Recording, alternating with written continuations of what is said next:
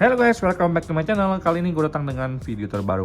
Di video kali ini gue akan share ke kalian iPhone yang tidak boleh kalian beli, teman-temannya. Jadi kalau misalkan kalian ketemu iPhone yang gue sebut kali ini, lebih baik kalian urungkan niat kalian untuk membelinya. Kenapa?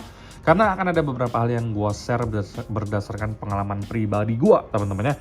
Jadi teman-teman yang basa-basi guys, kita langsung masuk ke video pemesan kita berikut ini. Let's go. Oke, seperti yang kita tahu teman-temannya, zaman sekarang itu iPhone second itu banyak banget bertebaran dimanapun di seluruh Indonesia, teman-temannya. Karena menurut gue secara pribadi, pasar iPhone second di Indonesia itu masih sangat tinggi, teman-temannya, dan peminatnya juga masih sangat banyak. Sayangnya nggak semua orang itu tahu atau punya pengetahuan yang umum tentang iPhone apa yang tidak boleh dibeli sama sekali, teman-temannya. Jadi di sini gue akan share ke kalian dari pengalaman gue secara pribadi, iPhone apa saja yang menurut gua itu tidak boleh kalian beli sama sekali, teman-teman. Jadi yang pertama kali teman-teman yang akan gua share ke kalian itu adalah yang tidak boleh kalian beli itu adalah iPhone batangan, teman-teman. Kenapa? Nah, di sini akan gua beberkan alasannya. Di tangan gue ini adalah iPhone 6. Jadi iPhone 6 ini gua beli batangan doang. Kalau kalian mau tahu harganya, ini harganya cuma 300.000 saja, teman-teman. Tapi jangan salah guys ya. Gue tidak merekomendasikan kalian untuk beli iPhone batangan. iPhone batangan itu adalah iPhone yang dalam keadaan cuma ada HP-nya tok, atau iPhone only. Tidak punya kotak, tidak punya charger, dan tidak memiliki kelengkapan atau aksesoris apapun, dan murni itu cuman HP doang, teman-temannya. Nah, jadi kenapa sih teman-teman kalau misalkan untuk HP yang cuman iPhone only atau batangan doang itu tidak boleh dibeli? Karena takutnya iPhone itu bukan iPhone yang bener-bener pemilik yang menjualnya, teman-temannya. Atau mungkin memang iPhone itu hasil dari curian, hasil dari nemu di jalan atau apapun itu yang takutnya nanti mengarah ke ciduk, teman-temannya. Jadi gue secara pribadi memang tidak menyarankan kalian untuk beli iPhone batangan karena takutnya kita tuh dianggap sebagai penadah. Kalau misalkan suatu saat nanti iPhone itu terlacak dan berada di tangan kita, takutnya kita tuh kena kasus atau masalah karena dianggap sebagai penadah untuk iPhone yang dianggap sebagai barang curian, teman-temannya. Oke, kita nggak tahu nih teman-teman yang namanya sial itu kapanpun bisa datang. Tapi di sini kenapa memang iPhone only itu yang batangan tidak boleh kalian beli? Karena yang pertama, kalian menyia-nyiakan uang kalian. Kalau kalian mau jual lagi itu harganya udah sangat rendah, tidak ada kotak, tidak ada cas, dan tidak ada kelengkapan apapun. Itu menandakan bahwa iPhone ini memang tidak diperhatikan sama sekali oleh pemilik yang sebelumnya. Entah itu memang sudah jelek di dalamnya, entah itu memang sudah pernah bongkaran, entah itu memang iPhone hasil curian, dan jadi daripada kita ambil risiko, jadi akhirnya dijual dengan harga yang murah. Jadi kalau misalkan kalian itu dapetin iPhone yang cuma batangan only, gue sarankan ke kalian tidak untuk dibeli karena rugi banget sih buat kalian secara pribadi, teman-teman. Kalian ngeluarin uang untuk iPhone yang tidak tahu ya untuk asal usul jelasnya gimana, dan kalau kalian mau jual pun susah guys ya. Oke, untuk iPhone yang kedua ini yang tidak gue rekomendasikan kalian beli adalah iPhone X Inter yang ilegal. X Inter yang ilegal artinya iPhone ini tuh belum membayar pajak, alias iPhone X Inter yang banyak berkeliaran atau banyak berseliweran di pasar iPhone second Indonesia, teman-temannya. Jadi iPhone second X Inter itu sebenarnya ada yang namanya iPhone second X bea cukai, teman-teman. Artinya udah bayar pajak guys ya. Jadi iPhone yang dari luar negeri masuk ke Indonesia sebelum dijual lagi sudah dibayar pajaknya. Nah, itu boleh kalian beli. Tapi yang tidak boleh kalian beli adalah iPhone X Inter biasa yang memang belum bayar pajak sama sekali. Wajar dong harganya murah. Nah, kenapa gua bisa bilang nggak boleh membeli iPhone ini? Karena yang pertama, kita artinya tidak membayar pajak secara resmi kepada pemerintah kita ya. Gue nggak peduli sih kalian mau ngomongin apapun tentang pajak, tapi di sini gue cuma merekomendasikan kalian untuk fokus membeli barang yang memang resmi dari Indonesia. Jadi yang pertama kalian akan dapatkan itu adalah sinyal yang bikin kalian deg-degan. Kalau misalkan iPhone second X Inter yang ilegal itu, teman-teman, terbukti sewaktu-waktu itu bisa keblokir sinyalnya. Ini memang udah hal yang sangat-sangat banyak terjadi ya, iPhone orang yang tiba-tiba sinyalnya keblokir. emailnya kebegal, nggak bisa pakai sinyal apapun di Indonesia. Artinya kalian cuma buang-buang uang untuk hal yang memang tidak ada gunanya menurut gua secara pribadi. That's why gua sangat melarang kalian untuk sekarang jangan beli iPhone X Inter yang ilegal. Kalau bisa beli iPhone X Inter bea cukai yang udah bayar bea cukai.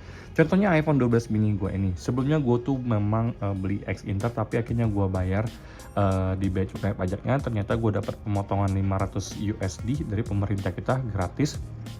Tapi karena untuk iPhone 12 mini ini sendiri harganya itu tidak melebihi dari 500 US dollar, akhirnya didaftarkan secara cuma-cuma. Gue nggak bayar biaya apapun dan iPhone gue sudah terdaftar di website resmi bea cukai, teman-teman ya.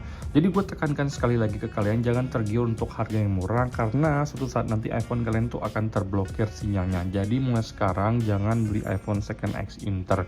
Ini rekomendasi gue secara pribadi. Kalau kalian tetap pengen beli, resiko ditanggung kalian, teman-teman ya. Karena gue cuma berpikir bahwa uang yang kalian keluarkan itu nggak gampang untuk didapetin. Jadi gue pengen kalian mendapatkan hasil yang terbaik buat diri sendiri. Kenapa sih kita coba-coba untuk unit yang tidak bagus, teman-teman ya?